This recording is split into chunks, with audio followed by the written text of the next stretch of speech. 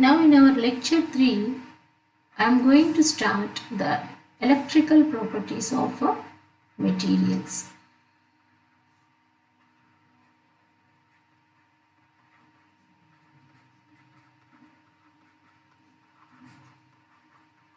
And as we know that there are two electrical properties of materials. One is known as conductivity and another one is known as resistivity.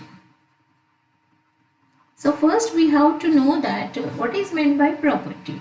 So property is nothing but the response of a material when it is subjected to certain type of energy. If you can apply some heat energy, how that material responds. So if you apply electrical energy, how that material responds. So here in the same way we are going to see electrical properties of a material. That means if we can apply electric field onto the materials, how they respond.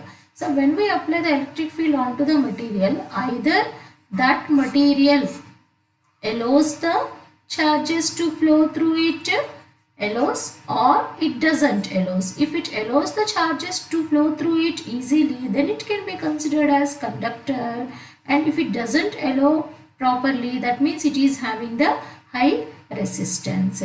So initially in depth, before going to in depth, we will see some basic definitions.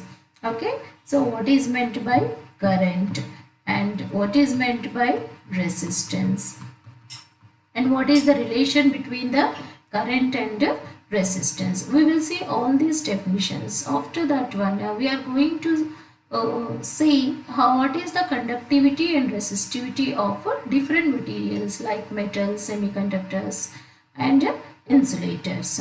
So we all know that current is nothing but rate of flow of charges in the material, Q by T, or you can write in dQ by dt. So resistance is nothing but when you apply some electric field onto the material, what happens? The charges flows through the material in the opposite direction. Okay, when they flows through the material, they can collide with the other electrons and other atoms present inside the material. So the opposition for the flow of electrons through the material is known as a resistance. Resistance is nothing but the opposition for the flow of electrons through the material. And from where the opposition comes? The opposition comes from the atoms and the electrons itself. When the electrons flowing through the material, they collide with all these things, the electrons loses their energy and that energy will be emitted in the form of heat. That's why if you can see when the current is flowing through the material, you can feel some heating effect near those conducting materials, and this resistance is represented with the R. So either you can apply the voltage across the length of the material, otherwise we can consider it as an electric field. So what is the relation between the voltage, electric field and length of the material? V is equal to E into L. Okay, so when what is the relation between current, resistance and voltage? We all know that is nothing but Ohm's law. So what is Ohm's law? At constant temperature, the voltage applied across the material is proportional to current flowing through the material. So voltage is nothing but the driving force which can accelerate the electrons to move through the material. So to remove the proportionality constant, we can take the R, that can be considered as a resistance. Hence V is equal to IR is known as Ohm's law, and it is also known as a macroscopic form of Ohm's law.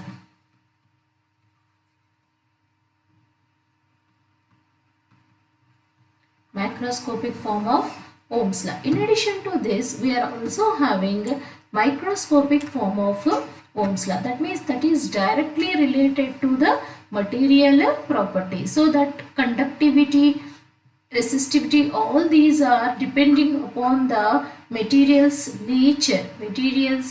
Area of cross section, all these parameters. Okay, so to see this microscopic form of Ohm's law, so first let us consider a material whose length is L and area of cross section is A, and if you can connect battery, if you can apply some electric field, okay, so the current flowing through the material is I. Okay, so we know we have to see some basic definitions.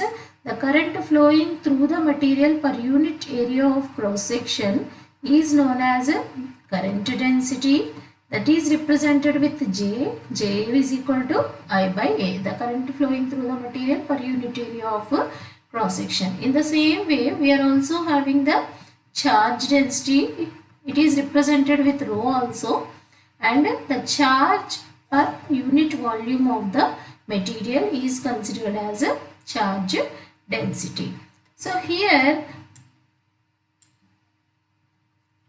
if you can see, this current density is equal to I by A.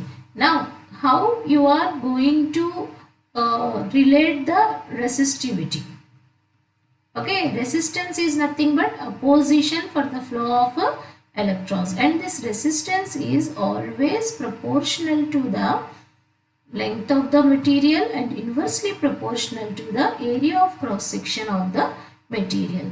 Hence, R is proportional to L by A. To remove that proportionality constant, we are taking this rho L by A. So, that implies rho is equal to R A by L. So, this is materialistic parameter which depends upon the area of cross section and length. So, how you are going to define this rho? This rho is known as a resistivity. So, the resistivity is nothing but the resistance of a material per unit area of cross section per unit length. The resistivity of a material is nothing but resistance of a material per unit area of cross section to the per unit length. And so the conductivity is represented with the symbol sigma. It is considered as inverse of resistivity, and we will get L by RA. So how you are going to define this conductivity? The charges flowing through the material per unit area of cross section per unit length of the material is nothing but the conductivity. So like this we can define conductivity and resistivity. These conductivity and resistivity are the two important electrical properties of the material, and they can relate with one expression. That expression is nothing but microscopic form of Ohm's law. So we are going to derive that microscopic form of Ohm's law by taking macroscopic form of Ohm's law. So we know that V is equal to IR. So let it be equation 1. And we also know that V is equal to E into L. The voltage applied across the length of the material produces the E electric field. From this one, okay, we are going to write this relation in equation 1. Then EL is equal to I into R. Okay. And in the same way, we are going to write the R value, I value in terms of J and resistivity. We know that rho is equal to RA by L. That implies R is equal to rho L by A. So, EL is equal to I into rho L by A. L get cancelled, and E is equal to I by A into rho. So that implies E is equal to J into rho. So E is equal to J by sigma. We can write inverse of conductivity for the resistivity. So J is equal to sigma into E. So this expression is known as microscopic form of Ohm's law. As macroscopic form of Ohm's law, we can relate the voltage. They can directly appear those parameters: voltage, current, resistance. So here in the microscopic form of Ohm's law, we can relate the applied electric field across the length of the material and how much current density flowing through the material and how much conductivity or resistivity we will get from that material. So these are the materialist, they are related to materialistic properties, and these V is equal to I are macroscopic, related to the external parameters which we are applying onto the material. Hope you have understood all these basic definitions which will help us to understand the electrical properties through different theories.